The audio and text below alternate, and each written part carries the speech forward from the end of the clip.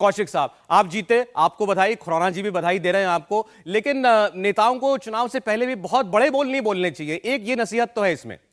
सबसे पहले दिल्ली की जनता को बधाई और खुराना जी को भी बधाई कि मॉरल विक्ट्री उनको भी मिली है, मुझे ऐसा बता रहे हैं। दूसरी बात, सबसे महत्वपूर्ण ये है कि इस हार और जीत के बीच एक बड़ी जिम्मेवारी दिल्ली की जनता ने आम आदमी पार्टी को दी है। आम आदमी पार्टी को और चौकन्ना होकर, सजग होकर आगे काम करने की ज़रूरत है। आम आदमी पार्टी की असली परीक्षा की घड़ी अब आएगी कि कैसे लोगों के भरोसे पे, विश्वास पे वो खरा उतरती है। उसके लिए दिन रात मेहनत करना होगा और ये बात बिल्कुल सही है कि सबों का साथ लेते हुए आम आदमी पार्टी आगे बढ़ने का प्रयास करेगी। लेकिन आपने कहा अभी परीक्षा आनी है, तो मुस्कुरा कर रह गए थे हरीश खुराना जी मेयर के सवाल पर। अमित मालवीय ने तो खुल के कह दिया है कि मैं चंडीगढ़ वाला मॉडल दोहराया जाएगा, चंडीगढ़ में हमारा मेयर है और दिल्ली में भी ऐसे ही होगा। चंडीगढ़ में दर्शकों के लिए बता दें, आम आदमी पार्टी को ज्यादा सीटें मिली थी, मेयर भाजपा का है। ये नहीं आजमाया हुआ उनका नुस्खा है, लेकिन ये आम आदमी पार्टी पर भी उन्होंने कोशिश कर ली है और आम आदमी पार्टी ने बिल्कुल दरकिनार कर दिया है, धता बता दिया है। इस तरह की कोशिशें यहाँ नहीं चलती। सबसे महत्वपूर्ण मैं बार बार कह रहा हूं कि आम आदमी पार्टी ने जिस तरह से, लेकिन नींदें जरूर उड़ेंगी सौरभ। पीएमईजीपी योजना के तहत 10 लाख लोन लेकर क्या अपना खुद का बिजनेस शुरू करना चाहते हो? इसे लेने के सीक्रेट्स को जानना चाहते हो? तो फ्रीडम ऐप को अभी डाउनलोड कीजिए। सौरभ जी सौरभ, जब तक मेयर नहीं बनेगा इनकी नींदें जरूर उड़ेंगी। ये बात निश्चित लिख लीजिएगा। एक बात सौरभ जी, एक बात, ये लोग जब तक इनका मेयर नहीं बनता, उल्टी बातें तब तक इनकी रातों की नींदें जरूर हराम होंगी।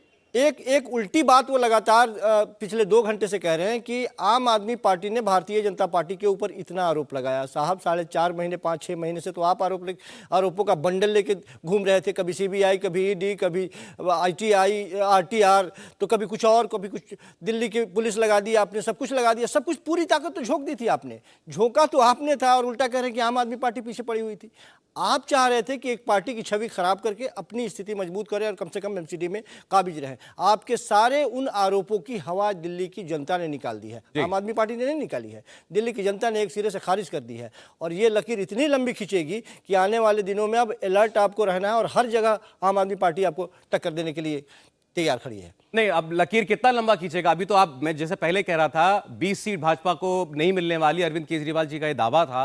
तो अब कुछ प्रैक्टिकल बात करनी चाहिए नेताओं को। भाई जो चुनाव में दिख रहा है वो बोले, कुछ भी कहना हम इतनी सीटें जीत जाएंगे, हम 250 में से 230 सीट जीत जाएंगे, इसका तो कोई मतलब नहीं है। दो ही चीज होती है, या तो हार नहीं तो जीत।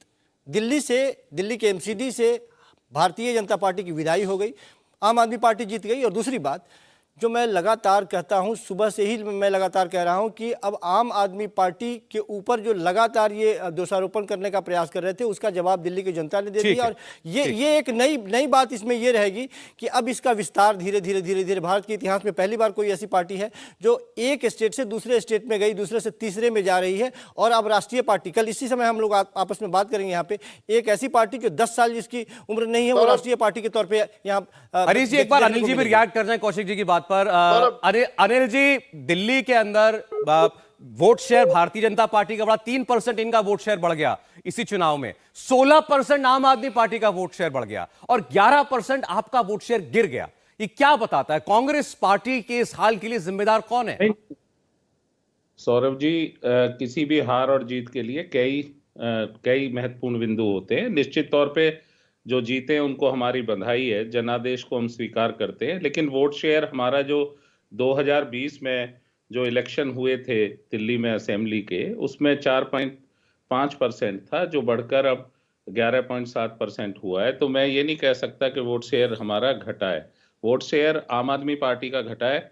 पिछले लास्ट इलेक्शन में असेंबली में 53 पॉइंट कुछ था और अब जो है 44 पे आ गया है। लेकिन जीत हुई है, जीत होती है, हम उसकी बधाई दे रहे हैं। लेकिन जिस तरह का वातावरण दिल्ली में रहा है, हमने एक जो जिम्मेदार विपक्ष की भूमिका निभाई भी, कोशिश भी की अपनी तरफ से कि हम लोगों तक उनके मुद्दों को पहुंचा सकें। लेकिन दोनों बड़ी पार्टियों का जो दिल्ली में पिछले कई चुनाव जीती है पार्टी, उनका जो ब्लेम गेम की राजनीति रही, जो विक्टिम कार्ड रहा, मैं समझता हूँ वो सफल रहा। और हर बार तो वो सफलता नहीं होती है। लोगों ने जो मुद्दे इनकी सरकार से थे, ये कूड़े पर चुनाव को ले गए। बहुत सारे मुद्दे इनके भी खिलाफ थे, लेकिन वो उन पर कहीं ना कहीं जनता का मैंडेट नहीं आया। तो हम समझते हैं कि कभी भी कोई चुनाव आखिरी नहीं होता। राजनीतिक और लोकतंत्र में चुनाव आते हैं, जीतते भी हैं, हारते भी हैं। हमने भी कई चुनाव जीते हैं, कई चुनाव पिछले कई सालों में हारे भी हैं। पीएमईजीपी योजना के तहत 10 लाख लोन लेकर क्या अपना खुद का बिजनेस शुरू करना चाहते हो? इसे लेने के सीक्रेट्स को जानना चाहते हो? तो फ्रीडम ऐप को अभी डाउनलोड कीजिए।